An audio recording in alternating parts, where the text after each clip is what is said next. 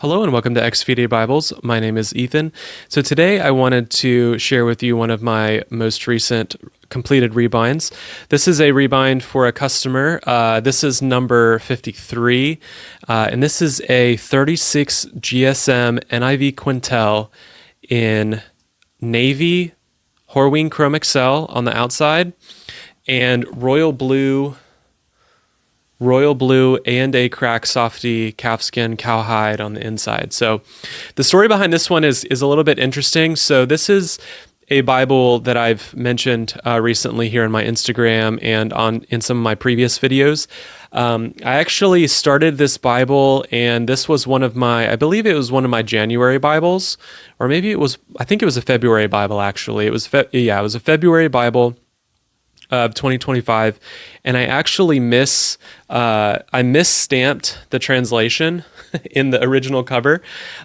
So in February, I was doing all ESV Bibles except for one, and this got tossed into the mix and got ESV stamping instead of NIV stamping, and obviously that is an unacceptable, that's an unacceptable error in my opinion. So I went ahead and notified the customer. He was very understanding, and I just let him know that, I'm going to be restarting your cover. I'm gonna get it to you. Just, I just need a little bit of patience. And he was very understanding. Him and I are buddies. We talk a good bit about rebinding. He's started rebinding, which is really cool. His first, handful of Bibles that he's done are really, really impressive. Really cool. That one of my customers is starting to rebind. So anyway, this is the second cover, the version 2, and I actually did a few things differently on this cover. So one of the big differences here that you'll see is the tooling around the hubs. I did a little bit wider, and I think I like the wider look. It definitely makes the spine look more. The really narrow extra tooling around the hubs just looks a little bit maybe too minimal, and I like the ornateness of the wider, the wider tooling mark here.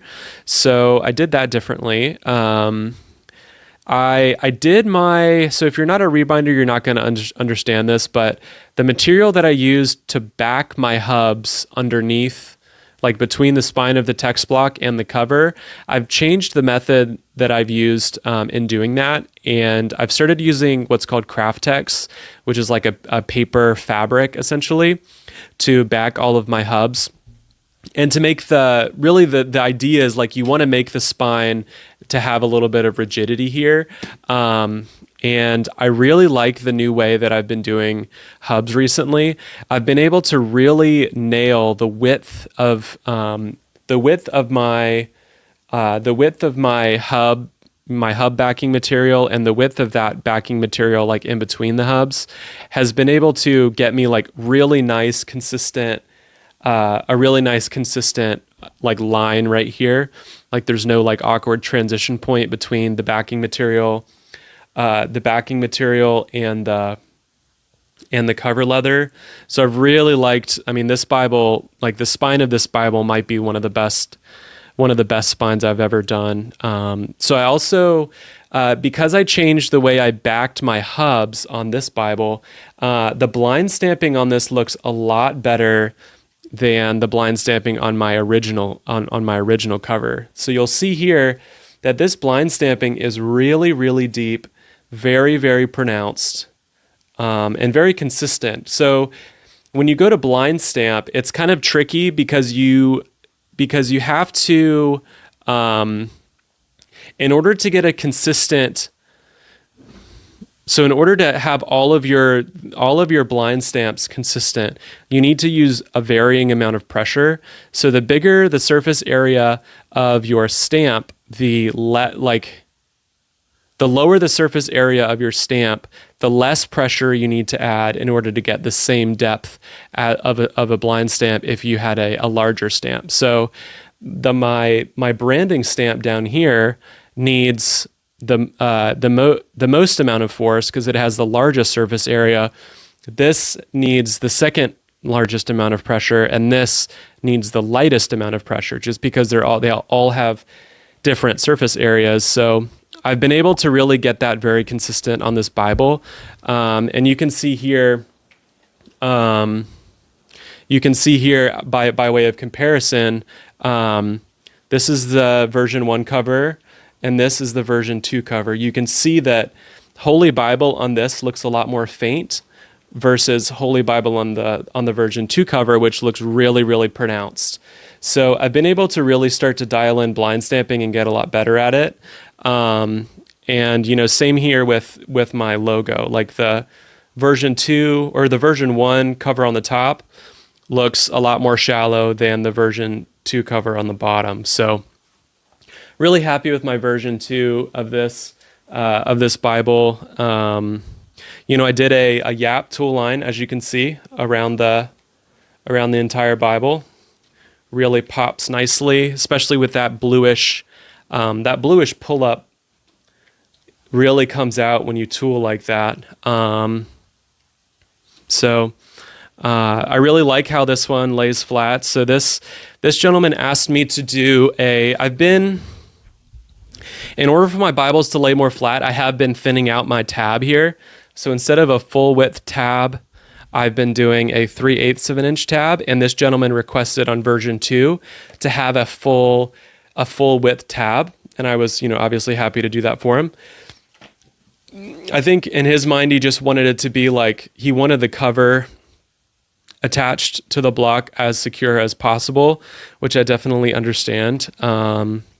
But this Bible has no issues laying flat. Here in Genesis. I mean, we're here in, let's see, Genesis 1. No issues. Laying flat there. So I did skive the tab, as in like thin it with my skiving knife a little bit. This liner material is 0.8 millimeters thick, and I ended up skiving it to about, I skived it to about 60% thickness, I'm guessing. So it's currently like between 0.5 millimeter. This little strip of leather that's the tab is between 0.5 millimeter and 0.5. It's between 0.5 and 0.6 millimeters, and that enables it to be very flexible, and have no issues laying flat here. So I don't have much else to say about this. I will share the corners, because I think the corners, the corners turned out pretty good on this. So there's one there. Really like this one. This corner just looks, chef's kiss. As far as like single corners goes, that one might be the best one maybe top 5 best corners I've ever done. This one looks pretty good too.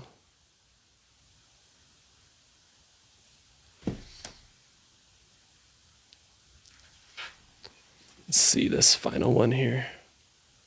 It looks pretty good too. Man, I just love the Navy Horween with this royal blue and the lighter kind of sky blue gilding. It's just such a good combination.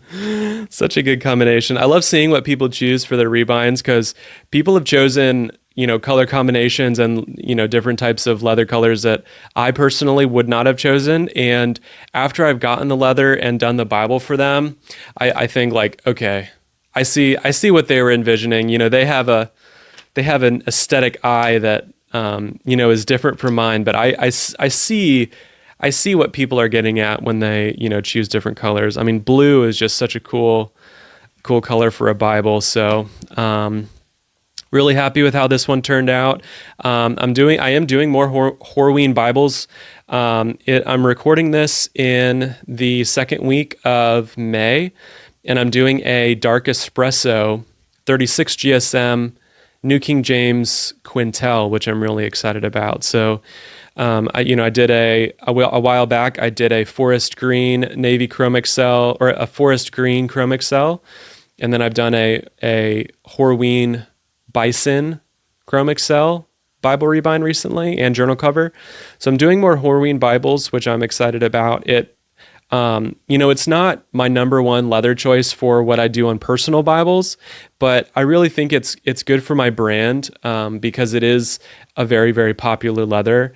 And not a lot of rebinders work in Horween or offer a lot of Horween color options because it is pretty hard to get. But I found a good source, and I'm going to continue to use that source until I get dissatisfied. So yeah, thanks for watching. Again, this is a Navy Horween Chromexcel 36GSM NIV Quentel. Thank you for watching. This is Ethan from XVD Bibles.